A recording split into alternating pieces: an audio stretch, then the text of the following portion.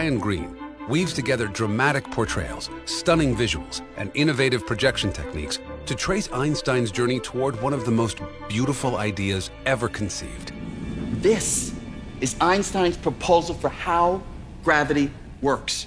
With an ensemble cast and with words spoken by historical figures drawn from the archival record, Greene recounts the dramatic story of the breakthrough moments, near misses, agonizing frustrations, and final emergence into the light as one intrepid mind took on the universe and triumphed. Gaze into the heavens for a fascinating exploration of our world here on Earth. Light Falls is next.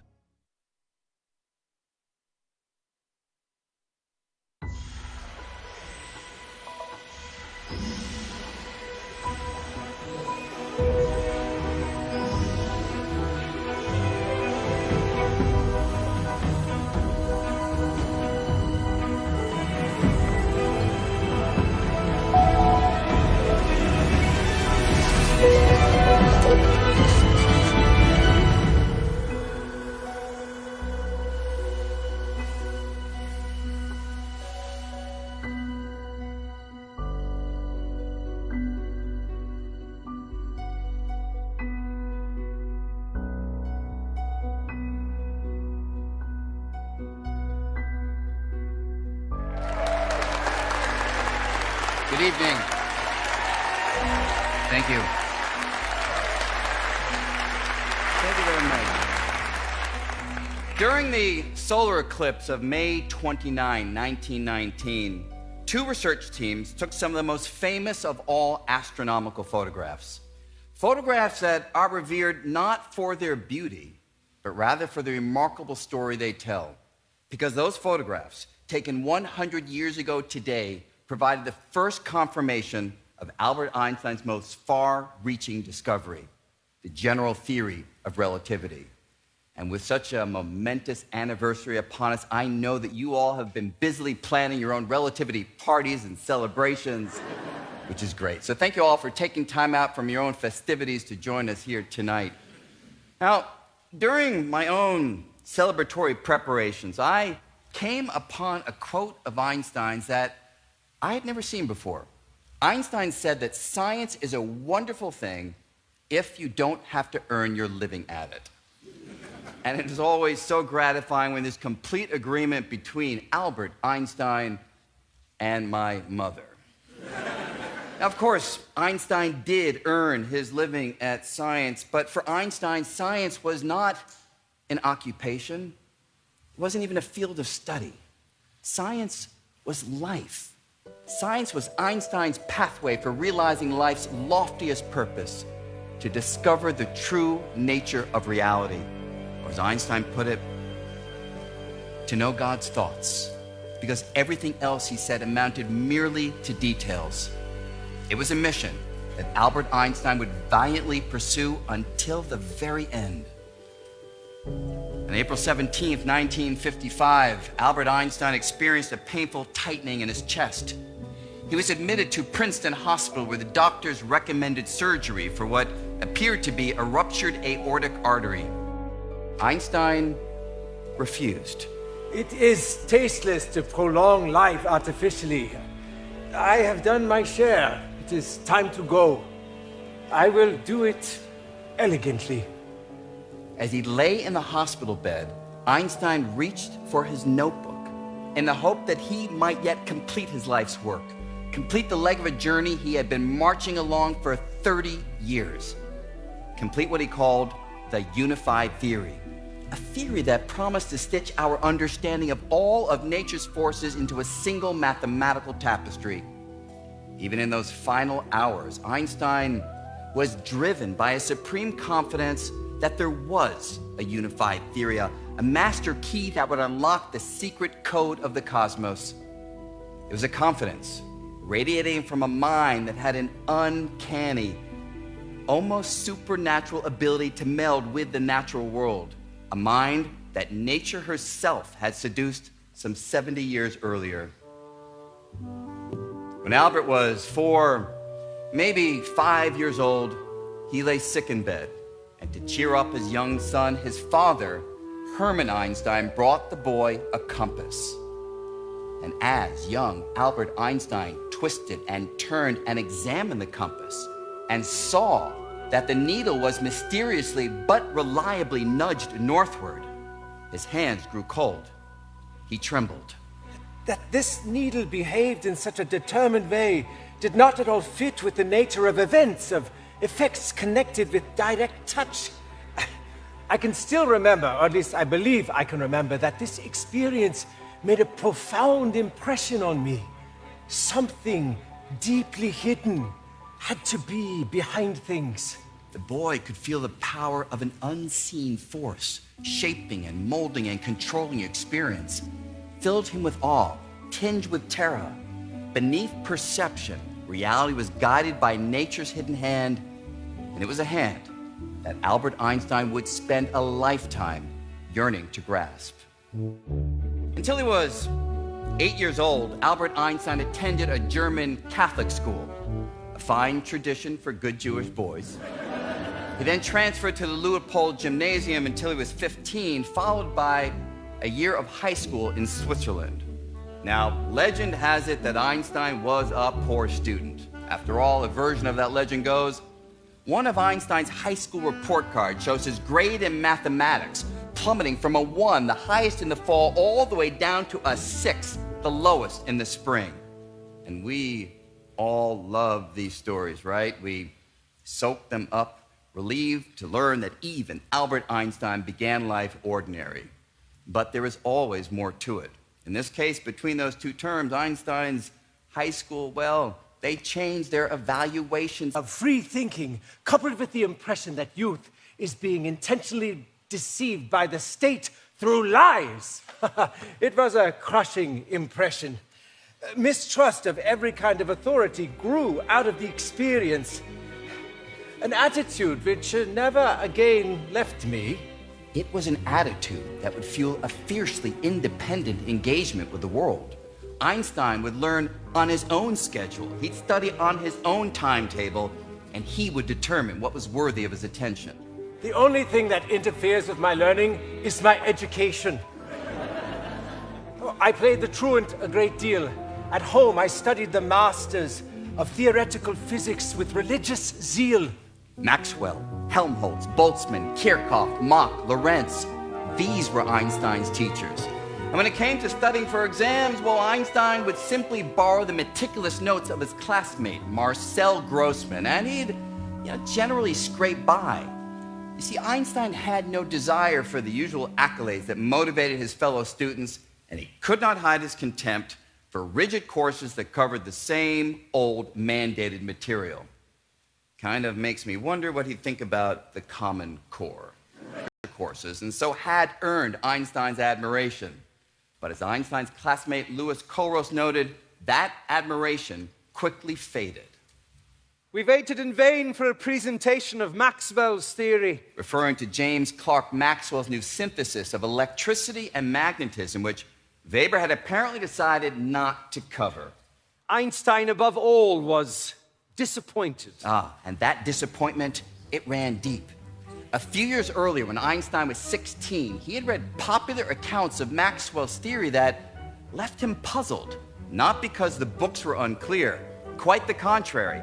Einstein had correctly learned that certain kinds of dancing electric and magnetic fields were in fact waves of light. But Einstein's fertile imagination took this realization one vital step further. If I pursue a beam of light with the velocity of light, I should perceive such a light beam as at rest. However, such a thing does not seem to exist.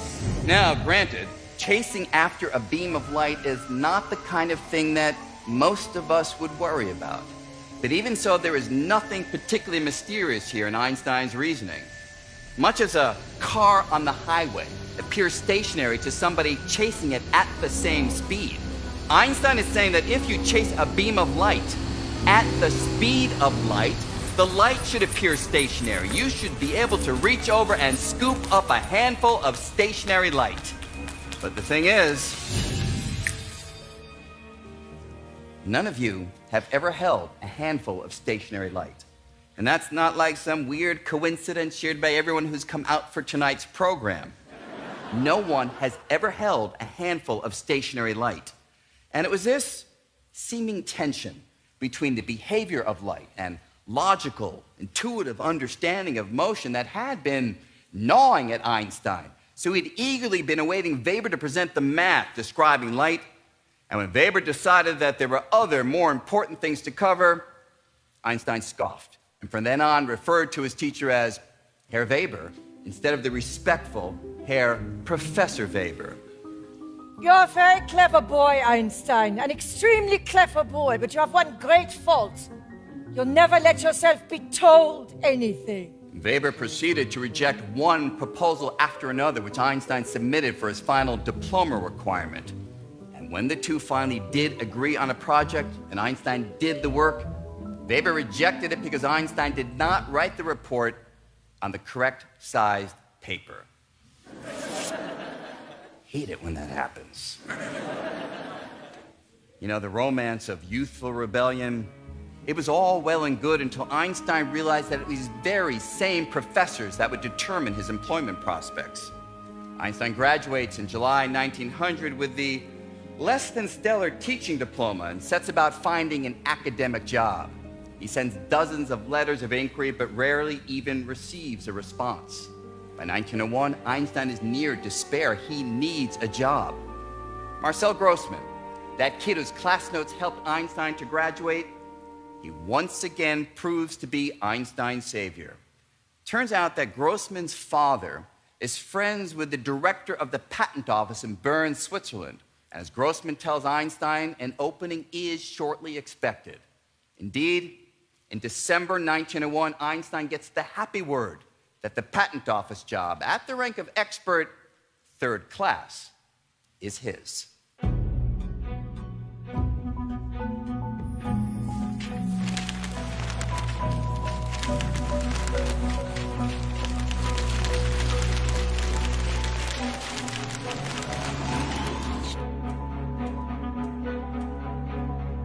It is now May 1905. Albert Einstein has been working at the patent office for nearly 4 years, and it is a busy and exciting time as the full potential of technology that harnesses electricity is beginning to emerge. And one fascination sweeping across Europe and reflected in the patent applications has to do with the synchronization of clocks. You see, in the old days, if a clock in Berlin and another in Bern were somewhat out of sync, no one much cared, right? Communication was just too slow for it to matter. But with the rise of the telegraph, distant locations are now becoming linked. So noon in Berlin and noon in Bern, they need to mean the same thing. And as railroads make the links yet more tangible, clock synchronization becomes yet more urgent as trains originating at distant locations, they need to adhere to the same track schedules. Scores of patent applications propose clock synchronization schemes, and it is up to Albert Einstein to determine if any of them have a shot of working. Now, within this immersion in clocks and synchronization, Einstein continues to ruminate on light and its speed, and it proves a potent mix.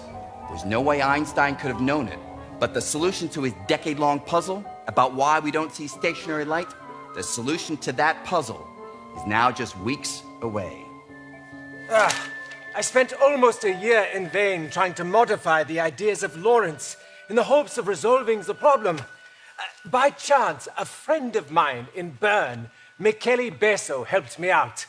It was a beautiful day when I visited with this problem. I started the conversation in the following way. Recently, I've been working on a difficult problem. Today, I come here to battle against the problem with you. We discussed every aspect of the problem. Then suddenly, I understood where the key to the problem lay. Einstein left, and as he described it, a storm broke out in his mind. Light, electricity, magnetism, waves, frequency, motion, velocity, clocks, contraction, trains, transformation, simultaneity, synchronicity, space, time.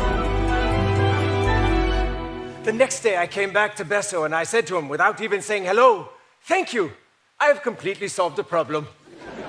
In the span of 5 frenzied weeks, the special theory of relativity is complete. And what Einstein finds is, by any conventional reasoning, utterly ludicrous. But a century of experiments have shown that Einstein was right and conventional reasoning dead wrong. The discovery hinged on an approach that future generations would label vintage Einstein. Look at something that everybody else has been staring at for decades, maybe even centuries, peel away all of the hidden assumptions, and see it differently. In this case, here's how this all played out.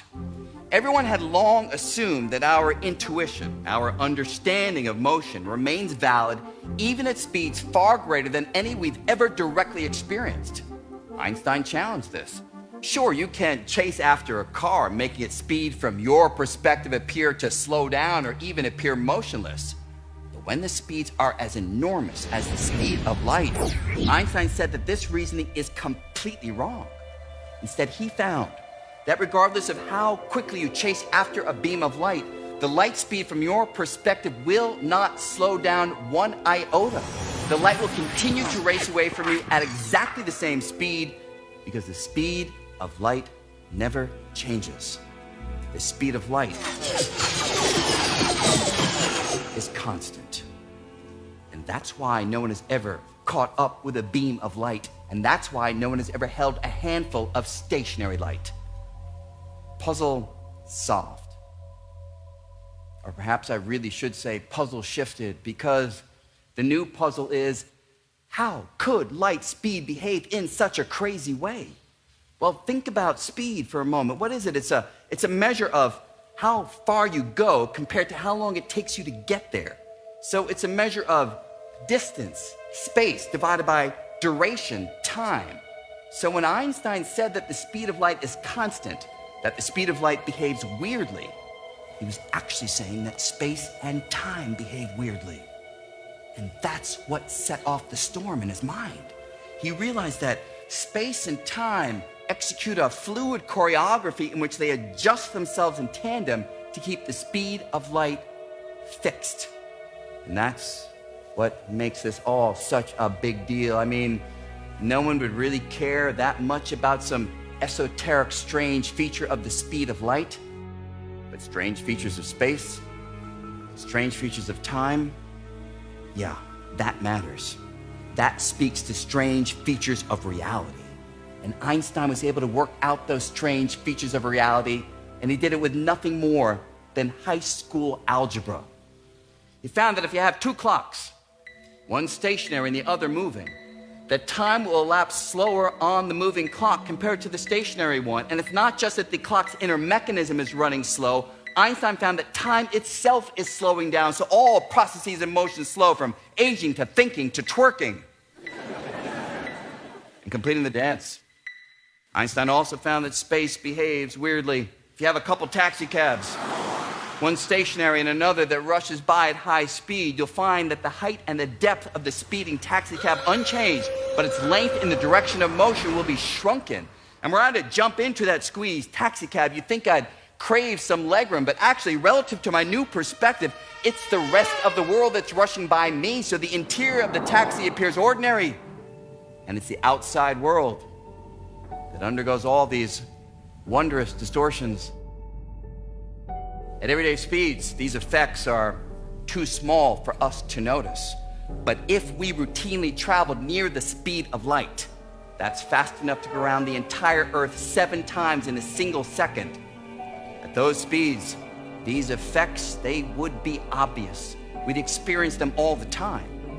But because we generally do not travel near the speed of light, it took the genius of Einstein to leap beyond everyday experience and figure this all out.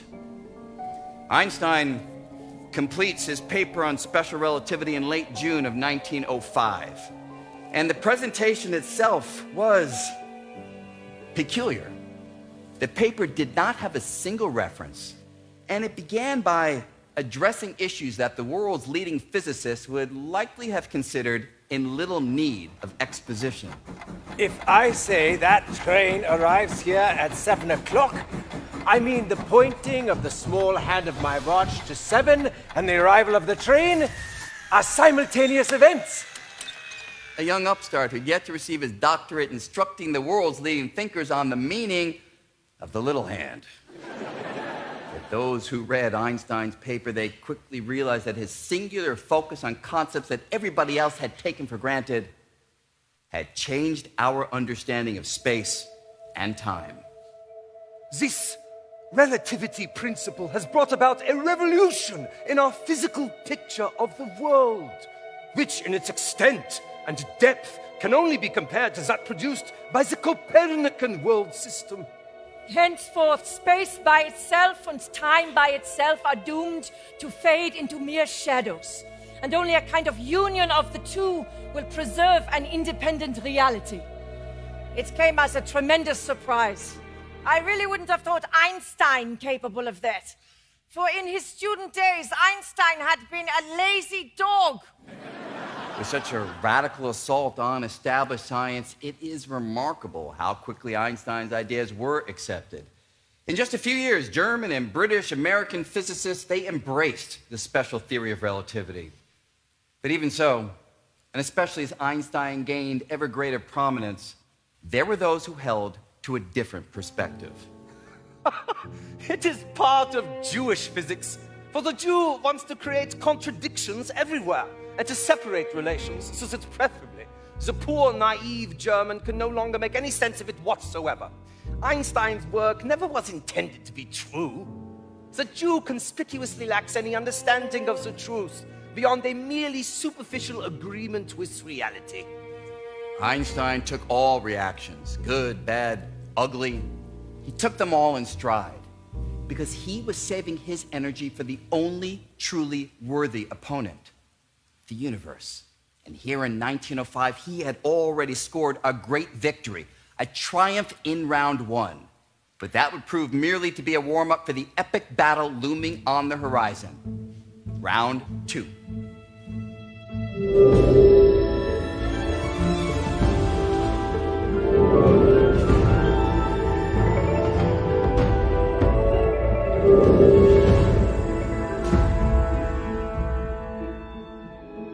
You know, what happens in science, sometimes you resolve one problem only to open up a whole nother can of worms. And that is what happens with the discovery of special relativity. It surely does resolve the puzzle of light speed, of why we never see stationary light. But in the process, it reveals another puzzle to do with a different speed, the speed of gravity. In the late 1600s, Isaac Newton wrote down his famous universal law of gravity, which says that every object in the universe pulls on every other with a force that depends on two things: how big the objects are, their mass, and how far apart they are in space. And using the little mathematical version of that description, we can make predictions for the motion of moons, planets, comets, and it all works, which is great. The problem has to do with the speed with which gravity exerts its influence. Here's what I mean. Imagine that for some reason, and the details do not matter, the sun is plucked out of space. It's gone. Here's a question. How long will it take for us to learn that the sun has disappeared by the sky going dark? Well, how long does it take light to travel from the sun to the earth?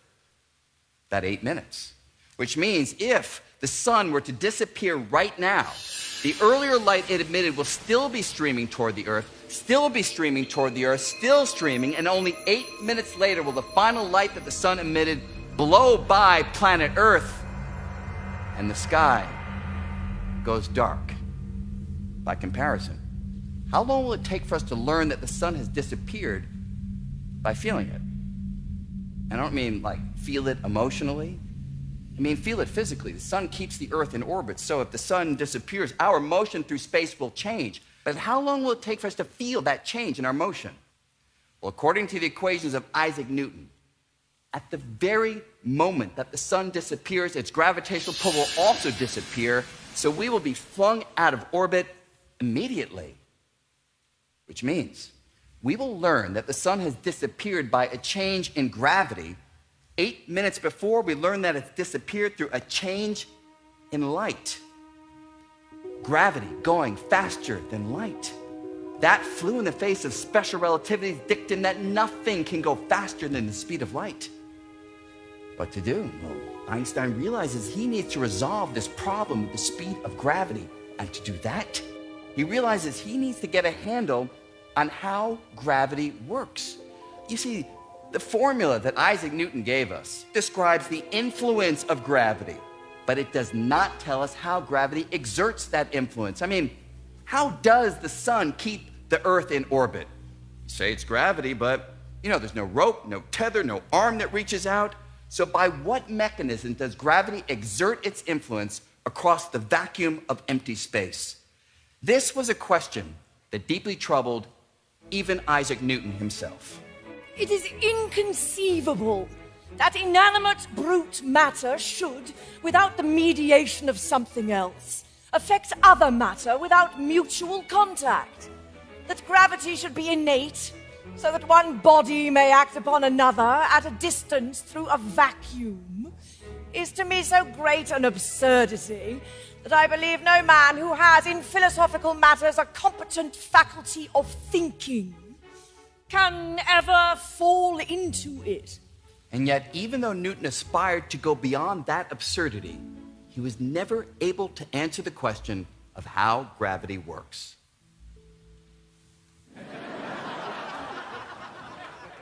I leave that question to the consideration of the reader. Yeah, sure. For the following 200 years, just about everybody who read that, they kept on reading. Here's where Einstein is different. He is motivated to figure out how gravity works, and one afternoon in the patent office, Einstein sees the way forward. In 1907, I was preparing a summary of the results of the special theory of relativity for the Jahrbuch der Radioaktivität at the request of Stark, the editor of the journal. I was sitting in a chair in the patent office at Bern. Suddenly, an idea dawned on me. If a man falls from the roof of a house, he must not feel his weight himself. I was startled. It was the happiest thought of my life. The happiest thought of Albert Einstein's entire life is a man falling from the roof of a house. But the reason this thought made Einstein so happy is that within it, he could see the key to a generalized version of relativity that would embrace the force of gravity. Here's how I can think about it. Imagine that I am the guy who in just a moment Einstein will see falling from that roof. But just before that, I'm on the roof, standing on my bathroom scale. I look down at the scale and it reads 160 pounds. Then, with the scale Velcroed to my shoes, I jump. And as I'm falling, I again look down at the scale. What will it read now? Well, because the scale is falling right with me, I'm unable to press down upon it, so the reading on the scale will drop all the way to 0. By going into free fall, I feel weightless. And it's not just the scale. If I were to empty my pockets, everything will also fall right with me. So as I look over, it'll all be hovering right next to me, exactly as it would if there were no gravity. So in this sense, from my perspective, I have canceled gravity out. What about from your perspective? Watching this from the ground, well, you will surely say that there is gravity, right? It's what's pulling on me, causing me to fall faster and faster, causing me to accelerate downward. It's not as though one perspective is right and the other is wrong. Both perspectives are right, yours and mine.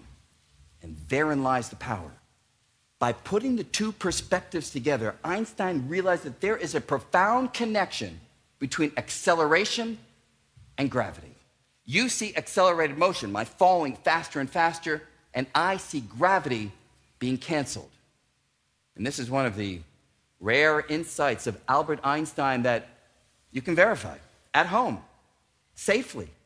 All you need is a bottle of water. Water is spraying out of those holes because gravity is pulling on the water. But if we let the bottle drop, then from the water's perspective, gravity will be canceled, and so it should stop spraying out. And it does. Accelerated motion canceling out gravity. Now, the reverse is also true. Accelerated motion can masquerade as gravity. It can mock up a force that's indistinguishable from the pull of gravity. That room, it's in completely empty space, no gravity. And yet, if we turn on a couple of rocket boosters, making the room accelerate upward, everything inside feels pulled downward by a force that feels just like the pull of gravity.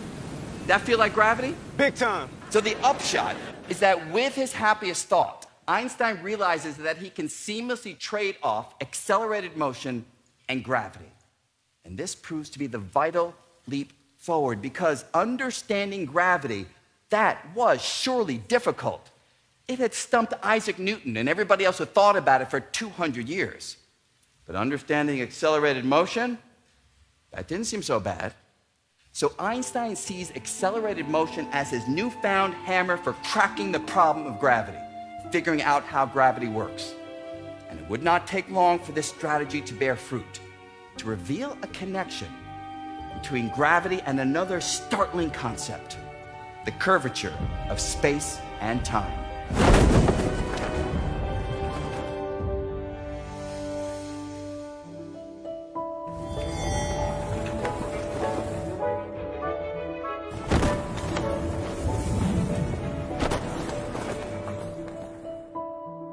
When Albert Einstein has a new idea, a good idea, he does not let it go. He shakes it, he twists it, he caresses it in search of a jewel that may be hidden inside.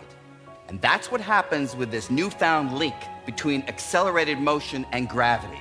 Einstein's mind returns again and again to images of people falling from roofs, rooms accelerating in empty space, or falling down toward the earth. And in the process, he realizes something profound. Imagine that I am in one of those rooms freely falling toward the earth. And as I'm floating around inside, I click on a laser. What will I see? Well, this is not a trick question. I'll see the laser light go straight across the room and hit a corresponding point on the opposite wall, that red dot over there. But what will you all see watching this from the surface of the earth? Well, you will surely agree that the light begins at the laser and ends at that red dot. But because from your perspective, gravity is causing the room to accelerate downward, you will see the light go in a curved trajectory. After all, that is the only way that the light can begin at the laser and end at the red dot, given that from your perspective, the room is falling ever more quickly while the light is in transit. What's the conclusion? In a gravitational field, light falls. As light sweeps along the contours of space imbued with gravity, it traces out curved trajectories, a direct link between gravity and curvature. And with this vital insight, Einstein can begin to see the glimmers of a new understanding of gravity taking shape. The idea is that if there's no matter, no gravity, then space is not curved. But if we bring in a massive body like the sun, then the environment, it responds. The environment warps. The environment curves in response to the presence of the sun, in response to the motion of the sun. And if we were to take a two-dimensional slice through this environment, we see that the Earth itself is kept in orbit because it's rolling along a valley in a curved environment that the sun creates. This is Einstein's proposal for how gravity works. Warps and curves in the fabric of space and time. And it's not a proposal that's meant to only work out there in outer space. It's meant to work everywhere, even here. As a body moves along, the environment, even here, it responds. It ripples. It curves in response to the motion of that body, in response to the presence of that body.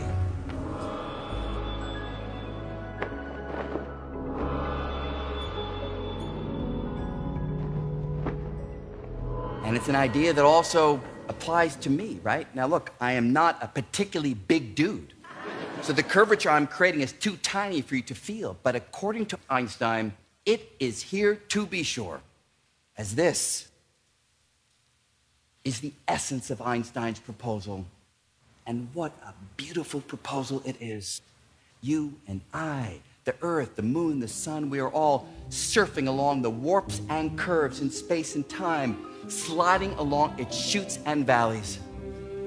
Yet, however striking the idea, Einstein realized that there is still a monumental challenge ahead. He needs to marry mathematical might to this spectacular imagery. He needed to come up with equations that will predict the precise shape and amount of curvature in response to any given amount of matter or energy in space. But even so, even with the daunting challenges ahead, for the very first time in his life, Albert Einstein can feel that he is touching the fingertips of nature's hidden hand.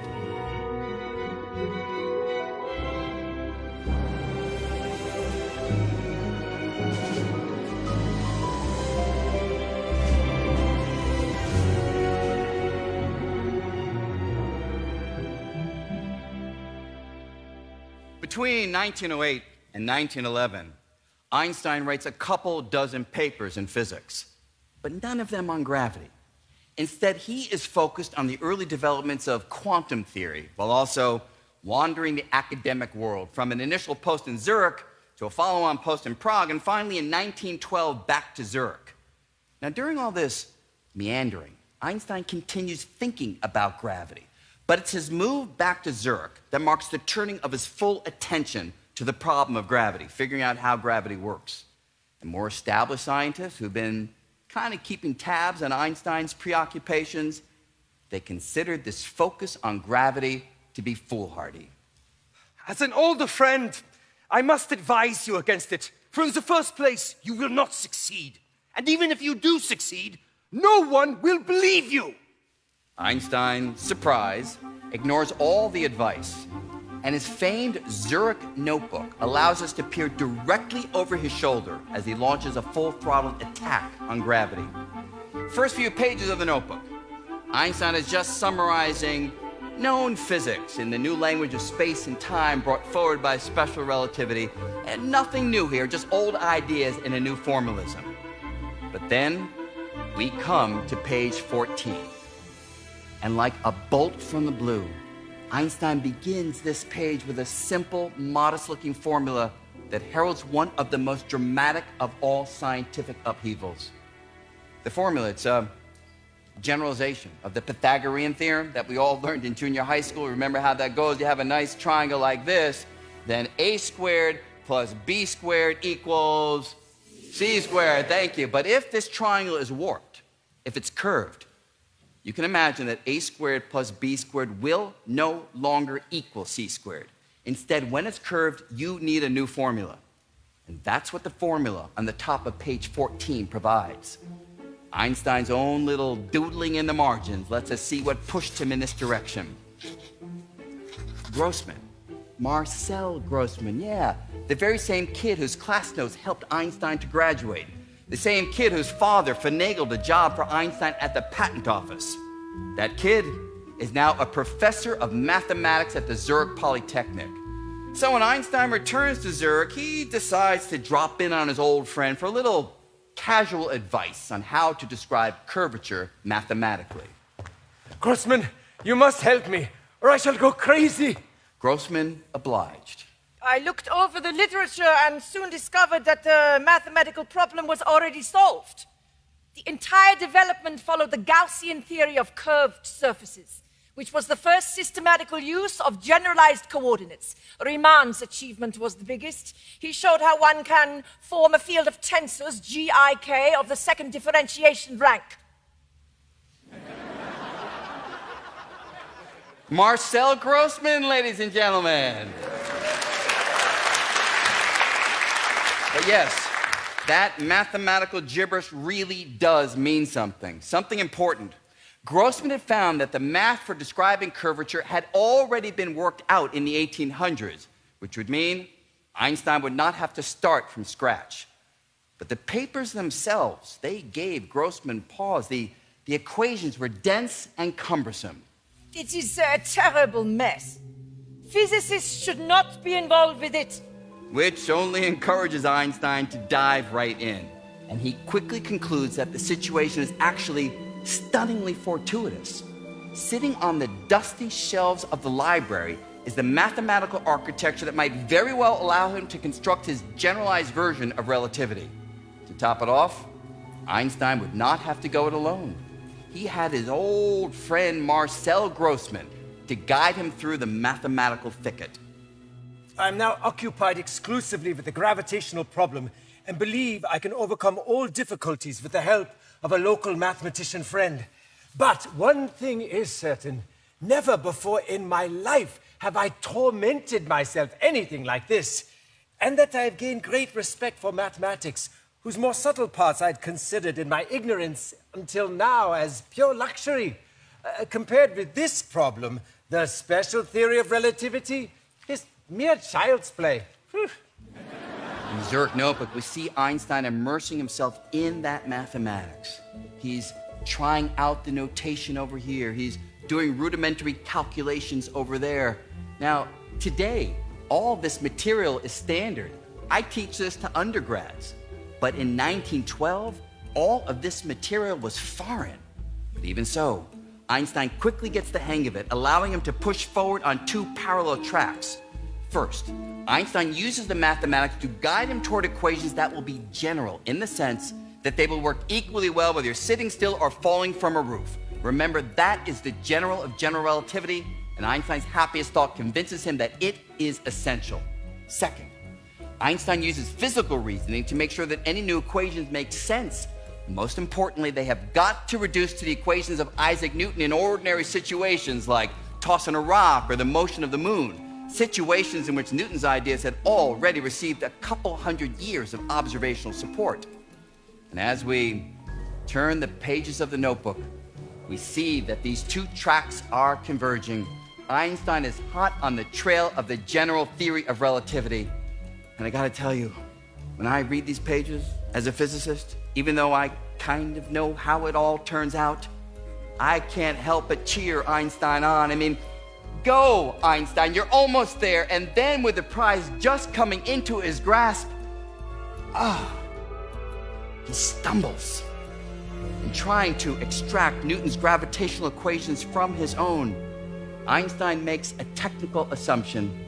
It's over here, page 42. Now, of course, you don't have to know what this symbol means, but this represents an assumption about the shape of the environment outside a spherical body like the Earth. And it's wrong. And with that mistake, Einstein cannot get the mathematics to work out. So what to do? Well, Einstein, he regroups, he fights back. He comes up with all sorts of mathematical modifications, clever manipulations, but in the end, nothing will work. Einstein throws up his hands. Moment of utter despair. He thinks that perhaps for all these years he's been barking up the wrong tree. Now, others in this situation would plain give up, but not Einstein.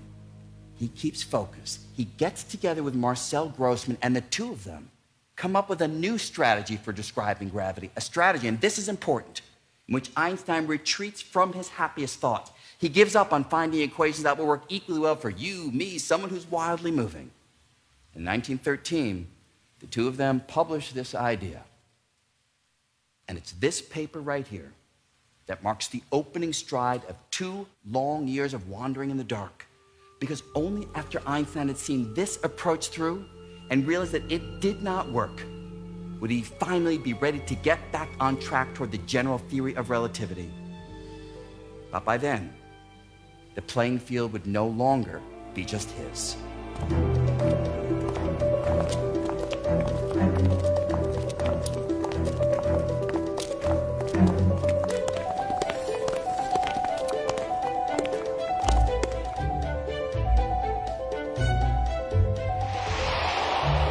Einstein's big job offer comes in July of 1913. Max Planck and Walter Nernst, these were giants of German science. They visit Einstein and make him an offer he cannot refuse. Move to Berlin, head up a new Institute of Physics, and become the youngest person ever to be inducted into the Prussian Academy of Sciences. In the spring of 1914, Einstein makes the move, and in Berlin, he continues to develop the idea that he and Grossmann had published. he begins to see possible fractures in the foundation of this new approach. But by June of 1915, he is still sufficiently confident to accept an invitation from the University of Göttingen to give a week-long series of lectures on his ideas. And in the audience for those lectures is the renowned mathematician David Hilbert. And Einstein's discussions with Hilbert, well, they please him no end. I was able to convince Hilbert of the general theory of relativity. He is a man of astonishing energy and independence. I am quite enchanted with Hilbert. Early 20th century bromance. But then things take a sharp turn. In October of 1915, Einstein realizes that he made a mistake in an earlier and pivotal calculation that completely and totally undermines his confidence in the approach that he and Grossman had published. 2 long, fruitless years. It finally convinces Einstein that he should not and he could not abandon his happiest thought, that it is absolutely imperative that any new accommodations of all perspectives, whether sitting still or freely falling or wildly moving, and so Einstein returns to the ideas that he had been developing toward the end of the Zurich notebook. Now, far greater facility with the mathematical methods. And as Einstein combines and recombines the metric and curvature tensors handed down to him by the deans of 19th century geometry, he reports on his progress in a series of lectures at the Prussian Academy. It's now Thursday, November 4, 1915. For the last 4 years, I have tried to establish a general theory of relativity on the assumption of the relativity of even non-uniform motion. Yeah, I actually believe that I discovered the only law of gravitation which was in line with a logically conceived general postulate of relativity. Einstein then describes the problems that beset his approach with Grossman and the impact it had on his perspective. For that reason, I completely lost trust in the field equations, and thus I went back to the requirement of a more general covariance. That's the technical term for equations that work regardless of how you are moving. Which I had abandoned only with a heavy heart. Back then we had, in fact, already come quite close to the solution. Einstein concludes the lecture with equations that are tantalizingly close to fitting the bill, but he's not quite there and he knows it. And he pursues the math with the intensity of a lion stalking its prey. He writes to his son that he's so engrossed in his calculations that he sometimes forgets to eat. Now, in the midst of this intense intellectual focus, word trickles down to Einstein that David Hilbert has also found the flaws in Einstein's paper with Grossman and is throwing his hat into the ring seeking the correct resolution. Out of left field, Einstein realizes that there's a chance he might get scooped. Bromance on the rocks. Einstein immediately writes to Hilbert and lets him know that he'd already found those flaws and backs up the claim by sending Hilbert a copy of the presentation that he'd given a few days earlier at the Prussian Academy. With return post, I am sending you the correction to a paper in which I changed the gravitation equations after having myself noticed about 4 weeks ago that my method of proof was a fallacious one.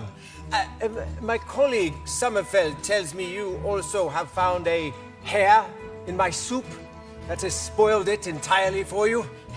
I'm curious whether you will take kindly to this new solution. It is now Thursday, November 11, 1915.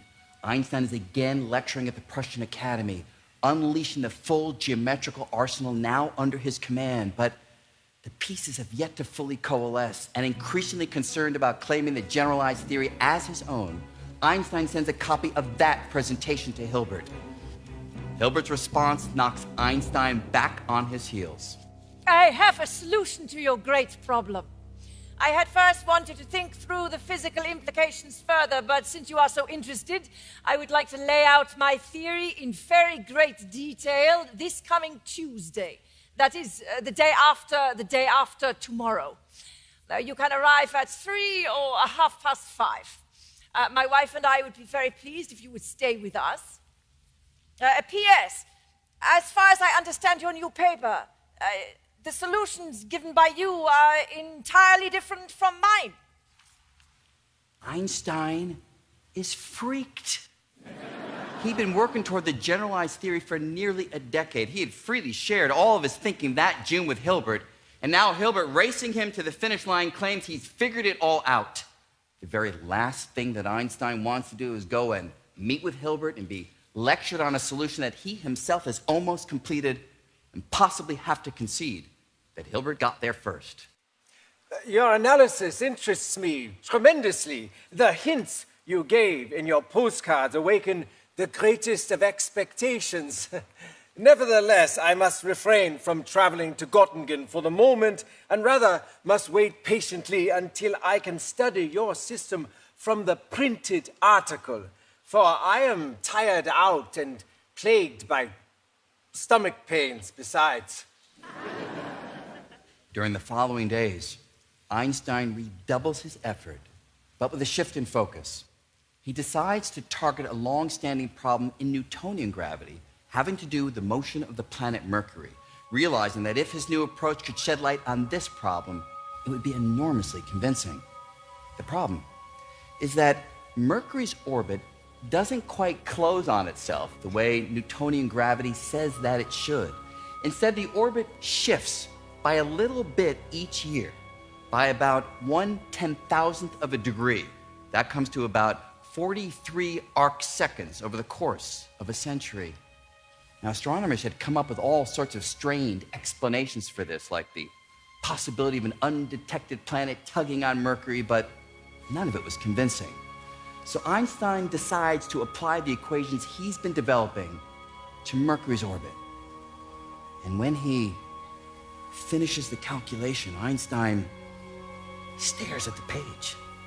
The astonishment was not unlike what he felt as a young boy with a compass, because the calculations revealed that Mercury's orbit should shift by 43 arc seconds per century. Abraham Pais, Einstein's friend and biographer, described this as the most powerful emotional moment in Einstein's scientific life, perhaps in all of Einstein's life. Einstein himself confides in his friend Adrian Fokker that when the calculations agreed with the observations of Mercury, Einstein said he got palpitations of the heart. But Einstein told his colleague Van der Haas is perhaps even more revealing. Einstein said that when his calculations explained the observations, he said that he could feel something snap inside him. Nature had spoken to him. It's now Thursday, November 18, 1915. Einstein is all set to lecture on these wondrous results on Mercury's orbit when that morning his triumphant mood shatters. He receives a paper from David Hilbert. But the system you furnish agrees, as far as I can see, exactly with what I found the last few weeks and presented to the Academy. The difficulty was not in finding generally covariant equations, for this is easily achieved with Riemann's tensor. Referring to equations that he had developed years earlier in the Zurich notebook. We had distanced ourselves from those equations reluctantly because it seemed to me there was an incongruity with Newton's law. The important thing is these difficulties have now been overcome. Today, I am presenting to the Academy a paper in which I derive quantitatively out of general relativity without any guiding hypothesis the perihelion motion of Mercury. No gravitational theory has achieved this until now. Cordial congratulations on conquering the perihelion motion. If I could calculate as rapidly as you in my equations, the electron would have to capitulate and the hydrogen atom would have to produce its note of apology as to why it does not radiate. Please keep me up to date on your latest advances. The conciliatory response may have momentarily eased Einstein's growing anxiety, but what he did not yet know is that on the very next day, Saturday, November 20th, Hilbert submits his paper for publication, apparently laying claim to his version of the general theory of relativity. The title of Hilbert's paper was appropriately subdued. Unaware of this, but feeling the mounting pressure, Einstein gives his lecture on Mercury's orbit and then turns to sprint for the goal that he's been chasing for nearly a decade. But from almost every corner of his life, Einstein is under assault. Papa. Wo bist du, Papa? Albert. Wo bist du, Vater? Wir brauchen Geld. Albert! Wo bist du, Vater? Albert. Sie liegen falsch. Papa. Vater. Albert! Werden Sie meine Arbeit lesen? Panik, willkommen! Albert! Ich vermisse dich! Papa. Albert. Wo bist du, Albert? Albert! Albert. Somehow, amidst the chaos, Einstein undertakes a final flurry of geometrical gymnastics and coaxes the field equations to fall fully and firmly into place. It is now Thursday, November 25, 1915. Einstein is lecturing at the Prussian Academy for the fourth time in as many weeks. With this, we have finally completed the general theory of relativity. Einstein has the equations. The left-hand side is geometry. It describes warps and curves in the fabric of space and time. The right-hand side keeps track of the matter and energy within and moving through a region of space and time. And the equality, what we now call the Einstein field equations, this provides the choreography for the entwined cosmic dance of space and time, matter and energy. And remarkably, the equations tell a story that's a little different from the imagery I've been using, the imagery used in just about every popular account, which focuses upon the curvature of space. Because the math shows that time curves too, time warps, which means that clocks that are ever deeper in a gravitational field, they tick off time ever more slowly. In fact, in ordinary situations like tossing a cup, it is the warping of time that has the greatest impact on the resulting motion. And yet, for a body like the Earth, the size of that time warp, it's tiny. I mean, your heads are all generally a little higher up in Earth's gravitational field compared to your feet, which means your heads age a little more quickly than your feet, over the course of an average lifetime by about 100 billionths of a second. And yet, according to general relativity, that tiny time warp, that's why things fall. That's why you're anchored to your seats. Objects do not want to age. The math shows that things are drawn toward locations where time elapses more slowly. Who would have thought that the seemingly basic question asked by Isaac Newton 240 years earlier, how does gravity work, would result in such a dramatic upheaval in our understanding of reality? I am quite overworked from the extraordinary exertions of the last few months, but the success is glorious. One can barely imagine the elation of that glorious success. But Einstein is also now deeply concerned. He learns that Hilbert submitted his paper 5 days before him. And indeed, in the decades since, the priority for the discovery of general relativity has been debated. I mean, in that final chaotic week, did Einstein come up with the final form of the equations on his own, or did a little glance at Hilbert's paper show him the way? Did Hilbert's paper actually have the final form of the equations, or did Hilbert modify his paper prior to publication based on Einstein's insights? Part of the resolution has been lost to history, as a key section of the page proofs of Hilbert's paper have been snipped away, literally snipped away, by design, by chance, no one knows. But in the published version of his paper, Hilbert did not challenge Einstein for the discovery of the general theory of relativity. The differential equations of gravitation that result are, as it seems to me, in agreement with the magnificent theory of general relativity established by Einstein. There has been a certain ill feeling between us, the cause of which I do not wish to analyze. I have struggled against the feeling of bitterness attached to it with complete success. I think of you again with an unmixed geniality and ask you to try to do the same with me. It is a shame when two real fellows who have extricated themselves somewhat from this shabby world do not afford each other personal pleasure. The road to the general theory of relativity was long. It was windy, bumpy, anxiety-provoking. The final result, a jewel. The theory was now done, but Einstein realized that there was still one remaining question. Is the general theory of relativity right? His use of the equations to explain Mercury's orbit was impressive, but a truly convincing test would require the theory to make a prediction about something not yet observed that scientists could go out and measure. Einstein knew just what to do. Since his earliest work toward the general theory of relativity, Einstein knew that in a gravitational field, light falls. Light travels along curved trajectories. And now, with the final form of the equations in hand, he could calculate the precise shape of those curved trajectories. So Einstein proposes testing those predictions through astronomical observations. Here's how. Light from a distant star travels along a nice straight trajectory when the Earth is on this side of the sun. But 6 months later, when the Earth is on the other side, that starlight needs to go through the warped region near the sun, which from Earth makes the position of the star in the sky appear to shift. Using the math of general relativity, Einstein was able to calculate the angle between those two locations. And it comes out to be 1.75 arc seconds. That's roughly the same as the angle between the bottom and the top edge of a dime viewed from 2 miles away. Tiny, but measurable.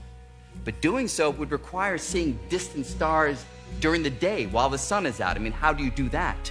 Well, during a solar eclipse, the moon blocks out the sun's light, making the distant stars visible. So to test Einstein's prediction, astronomers would need to take photographic plates during a solar eclipse and compare them with photographs taken 6 months earlier. The British Astronomer Royal, Sir Frank Dyson, immediately set plans in motion to test this prediction during the upcoming solar eclipse of May 29, 1919. And Dyson taps fellow British astronomer Arthur Eddington to help organize the observational teams. Now, Eddington was himself an early and public champion of the general theory of relativity. In fact, during one of his own public lectures on the subject, an audience member commented, Professor Eddington, you must be one of the 3 people in the world who understands Einstein's theory. When Eddington didn't answer, the audience member encouraged him. No need to be modest, Eddington.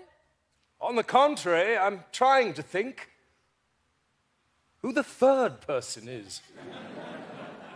Eddington and Dyson organized 2 teams to head out to locations that will experience a total solar eclipse. The city of Sobral near the Amazon jungle and Principe off the west coast of Africa. The challenge was weather. On the morning of the eclipse in Principe 100 years ago today, the rains were torrential. And as the 2:13 p.m. eclipse approached, the sun toyed with the astronomers, poking through the clouds, winking away, reappearing. Finally, with just a couple minutes to go, the cloud cover cleared, and the astronomers took as many photographic plates as they could. The weather in Sobral was somewhat better, but that team suffered from its own challenges, largely to do with technical issues with the equipment, so their data was also far from pristine. So the final result would require a careful blending of all the observations, analysis that would take a couple of months. Einstein waited patiently for the results. If my theory of relativity is proven successful, Germany will claim me as a German. The Swiss will call me Swiss, and France will declare that I am a citizen of the world. Should my theory prove untrue, France will say I'm Swiss, the Swiss will say I am German, and Germany will declare I am a Jew. Finally, on September 22nd, 1919, Einstein receives a telegram summarizing the results of the expeditions, and he does what any good Jewish son would. Dear Mother, today a joyful notice. H.A. Lawrence has telegraphed me that the English expeditions have really proven the deflection of light. at the sun. It was astonishing. Einstein's wild ideas about warps and curves in space and time, it wasn't pie in the sky. It was real.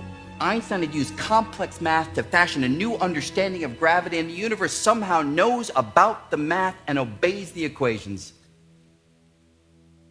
During all the well-deserved congratulations, the student asked Einstein what he would have said had the observations not confirmed his prediction.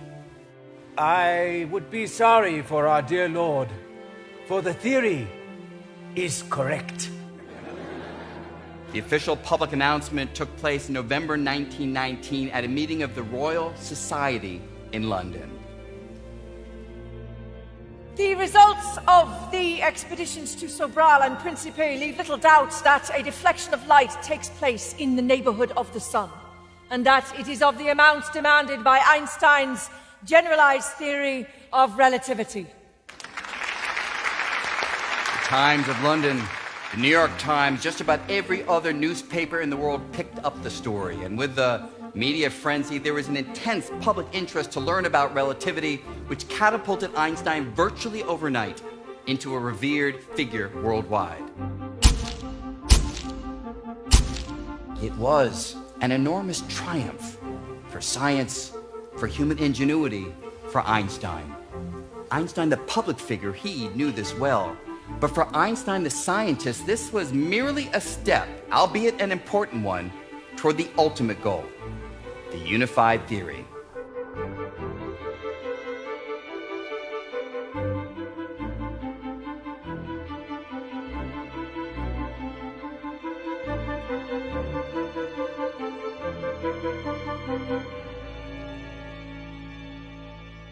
Einstein